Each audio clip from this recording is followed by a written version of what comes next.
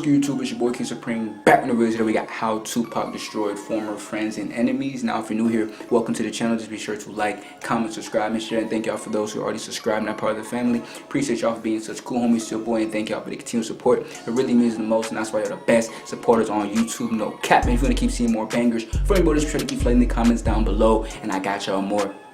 No problem, but we for going up, you know what I'm saying? The sky is limit, so I'm gonna keep on telling y'all, I'm not gonna stop posting for y'all, I'm not gonna let y'all down, you feel me? I'm gonna keep on dropping these bangers, so turn on post notifications, these bangers gonna consistently be dropped, you know what I'm saying? And come join the latest gang on YouTube if you haven't already, you know what I'm saying? We mad turn over here, but yo, am I excited for this, bro?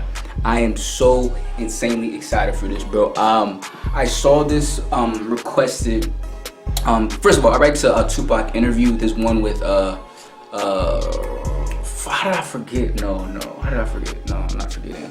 His one with Ed Gordon. No, I remember. His one with Ed Gordon. That was, oh my gosh, so impactful, so powerful. I read to that just yesterday. So I wanted to react to some more, and I saw this right here. This was a very interesting, I don't know how it's gonna be, how Tupac destroyed former friends and enemies.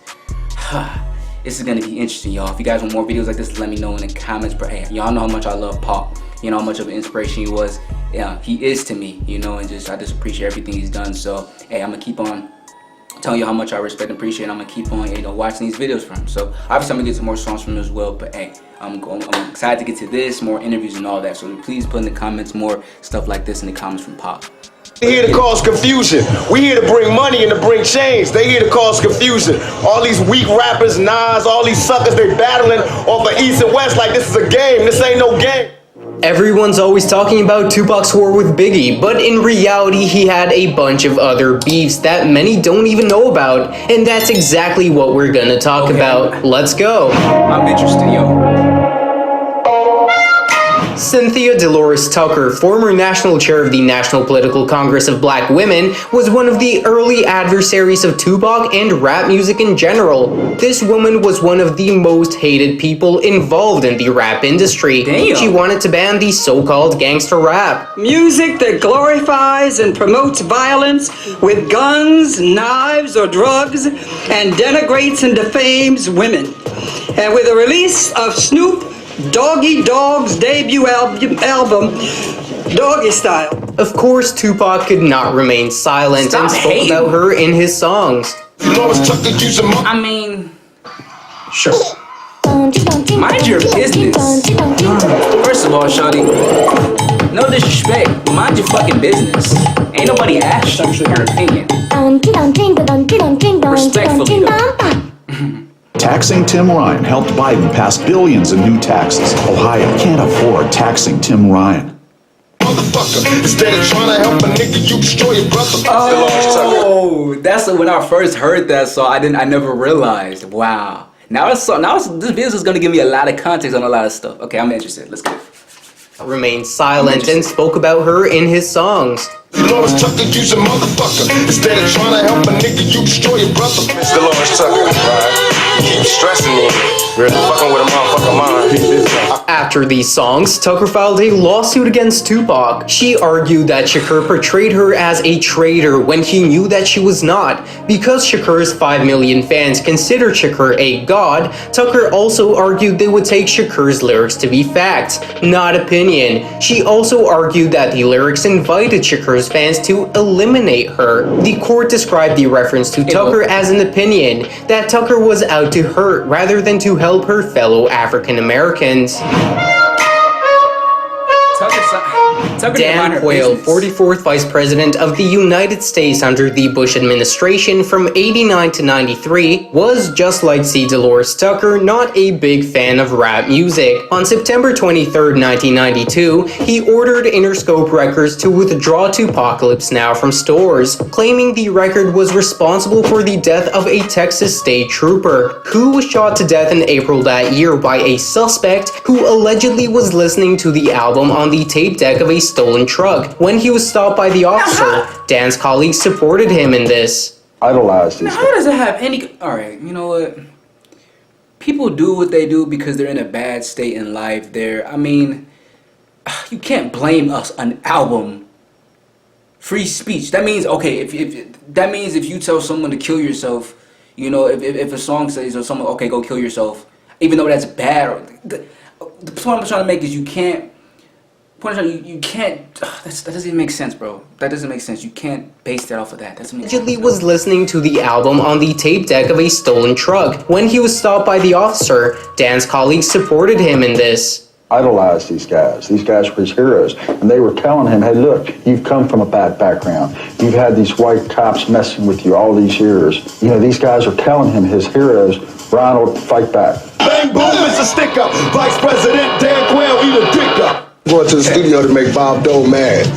I'm finna go make Bob. I'm finna make you real mad right now. You with Delores Tucker. I'm finna make a hit for y'all right now. Talk your shit. We love Snoop. The niggas trying to play me like he know me, but he don't. Sitting on 10 keys, I'm gonna get him. Initially, they were friends and made music together. Running crazy wild as a kid and going tough with a knife. Living trife full of regular, fucking up competitive. Everything changed when Pac got shot. After that, Pac was convinced he got set up, and that maybe Stretch was involved in some way. While incarcerated, Tupac learned Stretch was associating himself more and more with the people that he believed were behind the attack. The Notorious B.I.G., Puff Daddy, and especially Haitian Jack and Jimmy Henchman. Later, Tupac ended up in jail, and according to his ex-girlfriend, Stretch was hitting on her. He was like, basically like, what's up with you, what's up with me? And I was like, nothing. Stretch her out. And sometime later in '95, Stretch was killed. Pac never wanted that to happen. Breaking the friendship would have been more than enough. In an interview with hip-hop magazine The Source, he talked about Stretch. Nah, know what happened? Rules of the game. What comes around goes around. I never had no violent thoughts towards Stretch at all. I just didn't want to fuck with him no more, but I didn't want to kill him. He was my dog. Once you my dog, you my dog. He got shot just like I got shot. Damn. That's a totally different beef. That's some Queens street beef. They ain't had nothing to do with Tupac. Did Tupac go to Stretch's funeral? No, and that's when him and I had a problem. Well, coward, you can never be live until you die. See the motherfucker bitch in your eyes. Type of nigga let the evil of the money trap. And that nigga that was there, better holler today. Switch sides. So that's who we was talking about, huh? Holla at Me is probably my favorite song, one of my favorite songs by Pac. I still have it on repeat. But damn, that's who he was talking about? No, and that's when him and I had a problem. Well, coward, you can never be live until you die. See the motherfucker bitch in your eyes. Type of nigga let the evil of the money trap. And that nigga that was there with me, rest today. Switch sides, guess his new friends one of them days. This is a really good video already. And now let's go through the names that we talked about earlier, and we'll start with Jimmy Henchman. He is quite a well-known personality, not only in the music industry, but he is also notorious for his crimes. He is currently serving a life sentence for leading a major drug trade. Now let's go back to '94. After Tupac got shot, Biggie told Pac that, "I have nothing to do with this, and I warn you to be careful who you're hanging out with." He must have been talking about Jimmy Henchman and Haitian Jack. Tupac quickly felt like the whole thing was a setup orchestrated by Rosemond. Promise to pay back Jimmy Henchman in due time. I know you bitch niggas is listening. The world is mine. After many years of denial, in 2012, Henchman admitted he took part in robbing Tupac.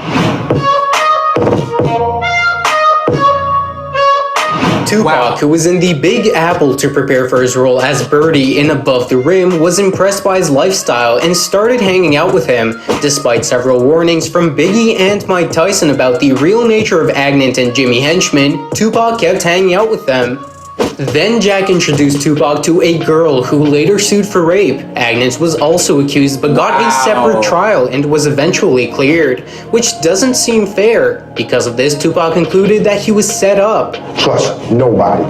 Trust nobody. After dog. You know what I mean? Straight up. My closest friends did me in. My closest friends, my homies, people who I done took care of their whole family. I done took care of everything for them, looked out for them, put them in the game, everything. Turned on me. Fear is stronger than love. Remember that.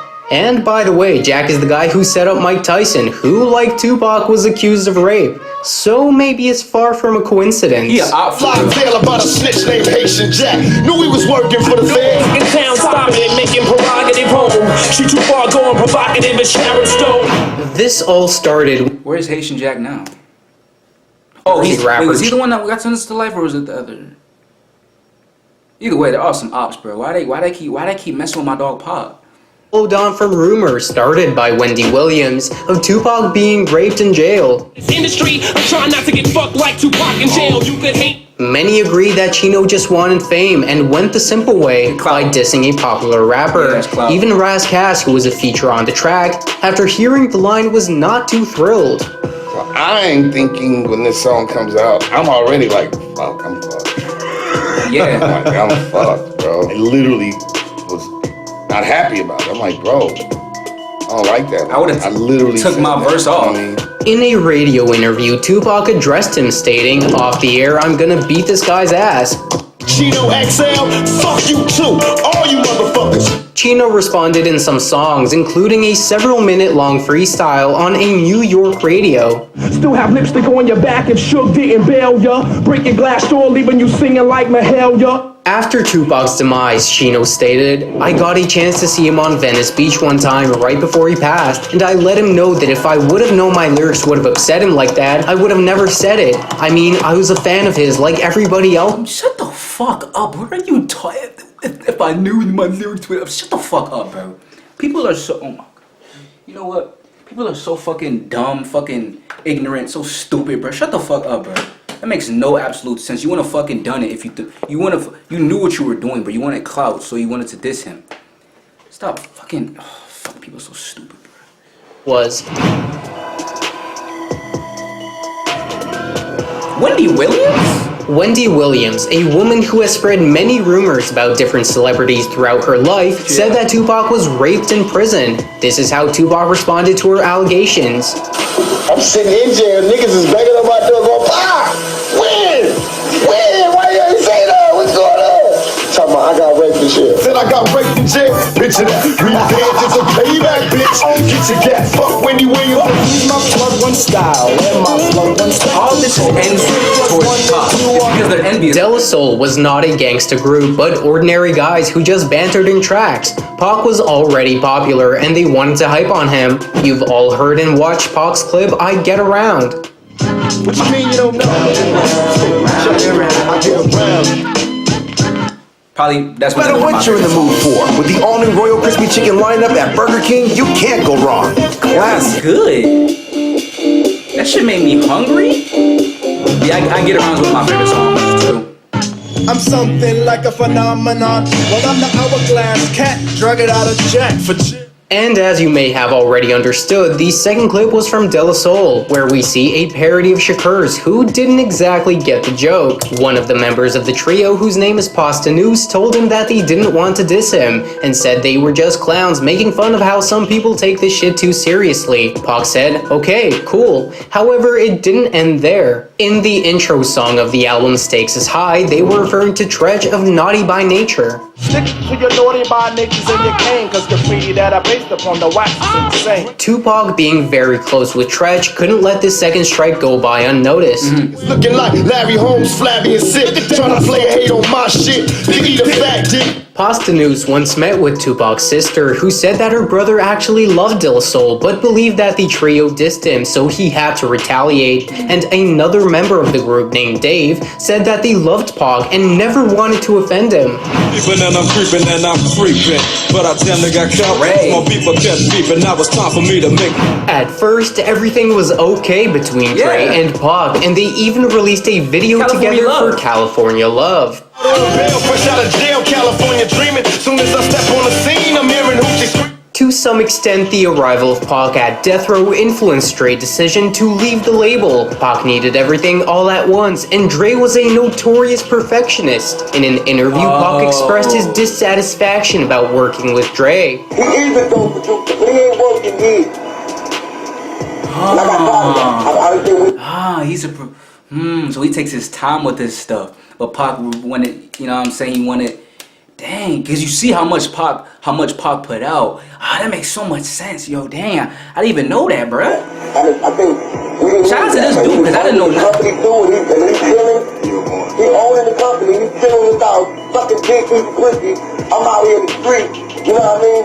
Whooping niggas ass, starting wars, shit, putting it down, blocking the album. Doing my shit. And this nigga taking 3 years to do one song. In Against All Odds, he said that Dre's a punk ass and didn't toss it up. He even dedicated a whole verse to him. No longer Dre Day or even Dirt J. Only forgotten, rock for plotting shout. Tupac also claimed that Dr. Dre cheated on his wife. Dr. Dre himself left no comment after Tupac's death. Dre said that it was a pleasure to work with him and continued to play California Love at concerts. Now let me welcome everybody to the Wild Wild West. Damn. That's a touchable like Y'all think that's fake or not? I mean, it is his song, but they didn't really end on good. I mean, he is just paying respect, but I mean, I don't. What he did, it is kind of messed up, but it's like I get the perfections. You take your time, but again, it's like maybe he has his own system, dude. Maybe him relaxing, chilling, gets his mind prepared to go more crazy.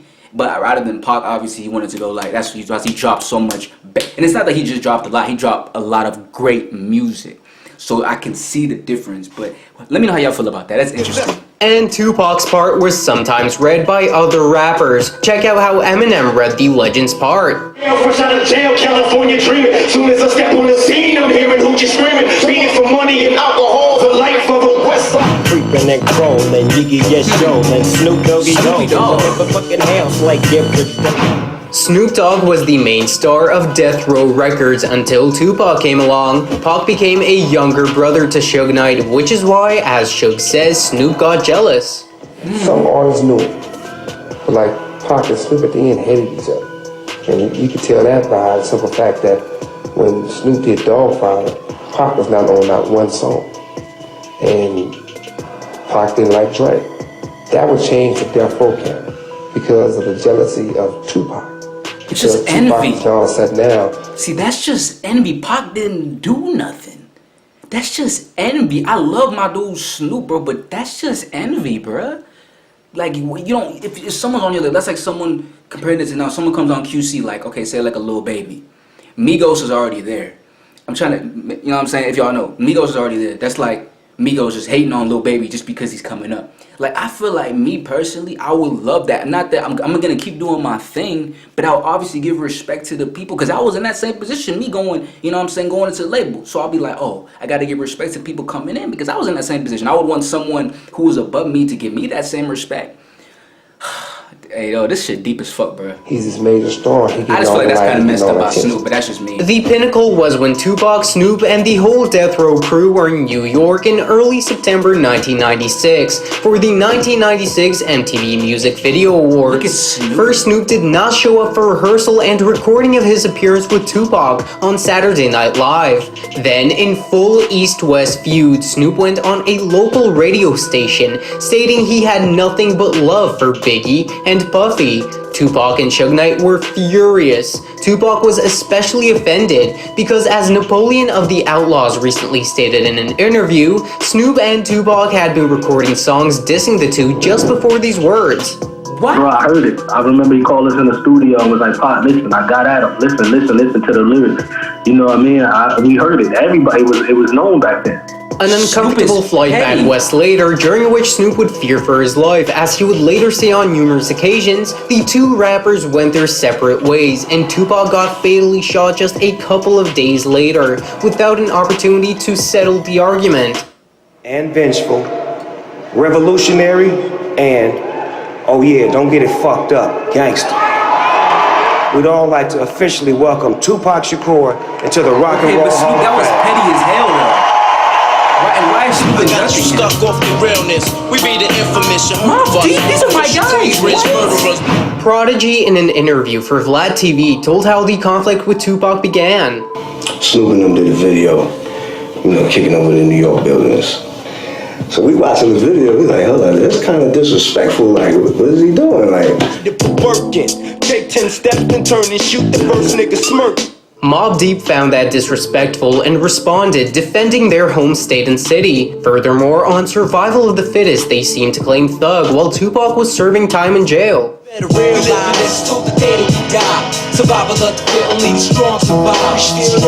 After that, Tupac mentioned Mobb Deep several times in his songs, but the most memorable one was definitely in Hit 'Em Up. Mobb Deep, you wanna fuck with us? You little young ass motherfuckers. Don't one of you niggas got sickle cell or something? Oh. And then Mobb Deep released a response. You probably scream louder than an opera. New York gotcha. Now you wanna use my mob as a crutch. Looking out for Mobb Deep, nigga, when I find a weak motherfucker. A lot of time had passed, and after Shakur's death, this is what Prodigy had to say about the song Survival of the Fittest. We wasn't trying to diss Tupac. We didn't have any problem with Tupac. We liked his music, but I think he took offense to it. That said, it's not really where the problem actually started, but that was a seed planted in Pac's mind. I believe them. I believe them. LL Cool J was an inspiration for Tupac. It was apparent in the song Old School.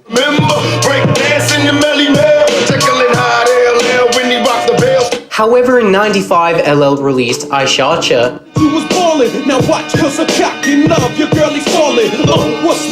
I bet you understand what the title of the song's referring to, but their conflict could also have happened because of Pac's girlfriend Kadada Jones, who had been dating LL for almost 2 years before him. After Tupac's death, LL released a song produced by Puff Daddy in 1997, where he mentioned Pac. Love Tupac but hates LL.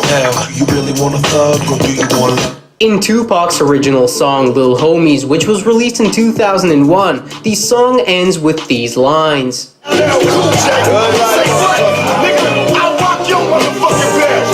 They got it ready to flip, I doubt it, don't need to belong. Check out the man gone. This video is insane, yo. Jay-Z was a Tupac fan before the beef. They respected each other, but they were just mutual friends of Biggie. But when the conflict between Biggie and Pac began, Jay-Z was still talking to Biggie, and according to Shakur's views, if you're not with him, then you're against him. Yeah.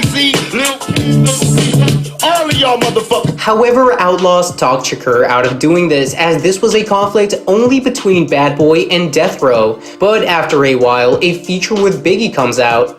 Who shot your mouth ties like Sinatra? Peruvians tried to do me in. I ain't pick. And damn, he was on a feature with Biggie. It's one thing that, you know, he was still cool, but he needed a feature. Your daughter is a and very good kisser. Way about that. Damn. Introducing Astropro Allergy. Full I'm literally so like lasting. Now available with a lot of and this of course angered Pac. Gene Deal told a story of how Jay-Z didn't want to leave his hotel room to not meet Tupac, who knew where Jay was. Wow. And they wasn't gonna let Jay-Z come out the hotel. They found out where Jay was at. And Jay wasn't gonna come out the hotel. Damn. I don't know why he wasn't doing it, bro, but I know he wasn't letting them do that concert, and Jay was scared no more. Jay wasn't coming out that hotel.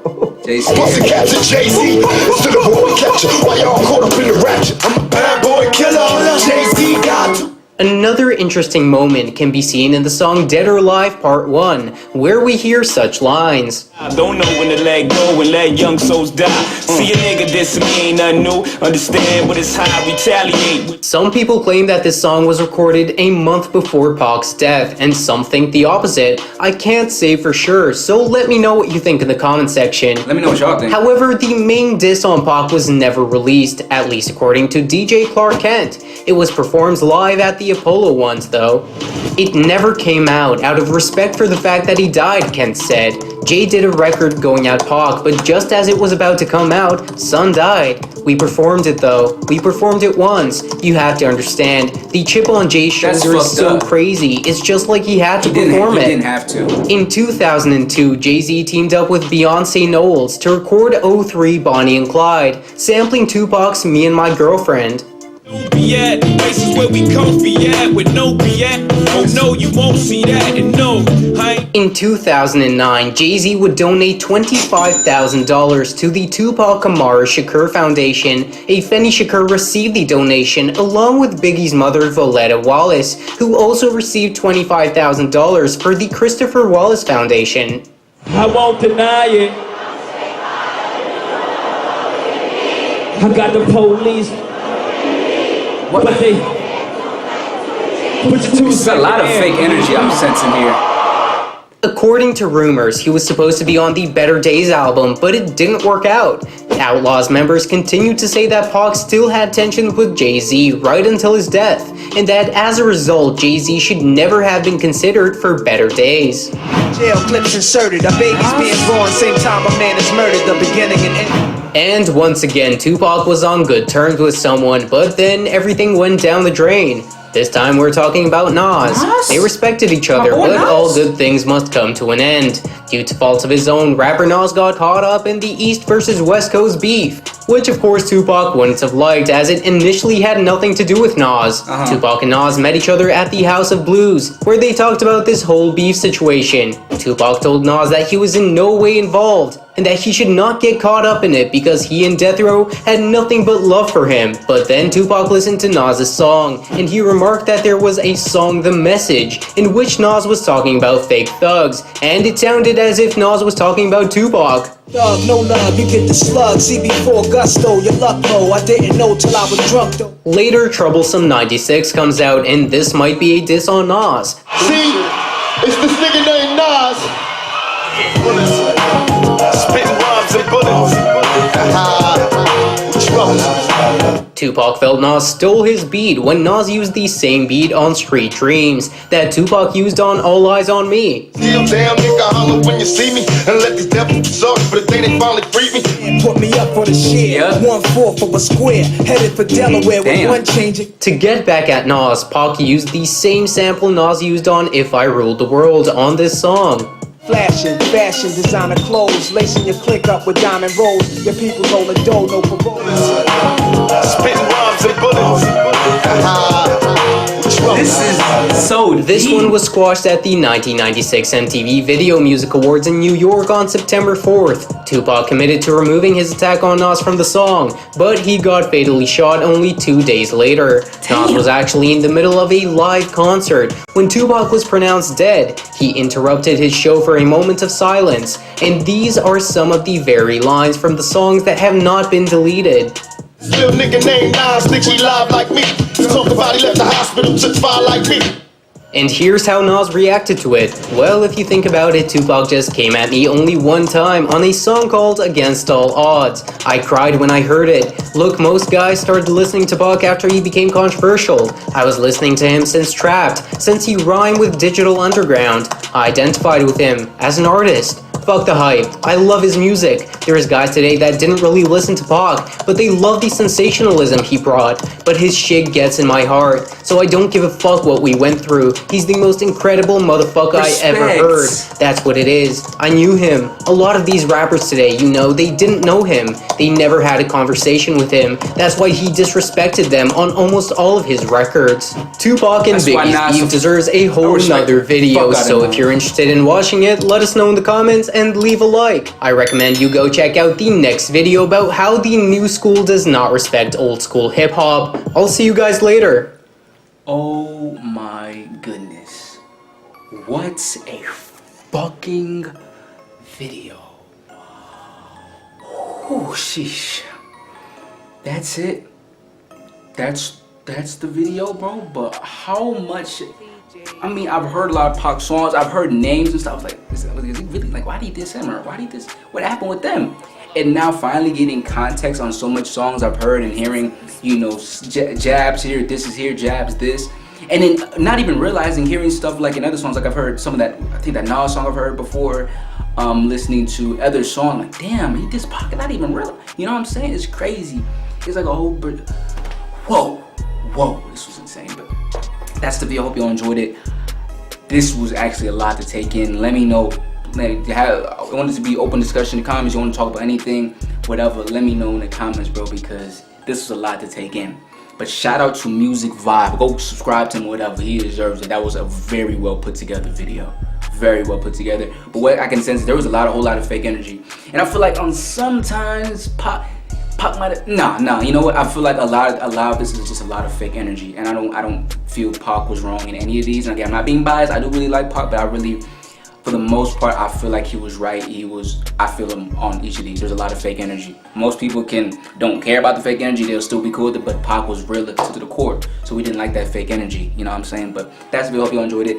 I'll see y'all next time. And what a video. Hope y'all enjoyed it. Like, comment, subscribe, share if you want to see more videos. Instagram's on the bottom of the screen. Also in the description if you want to hit me up, DM me, message me, do all that shit so I can keep on spamming these videos out for y'all. I appreciate y'all so much for watching. It's your boy, King Supreme. We out, baby.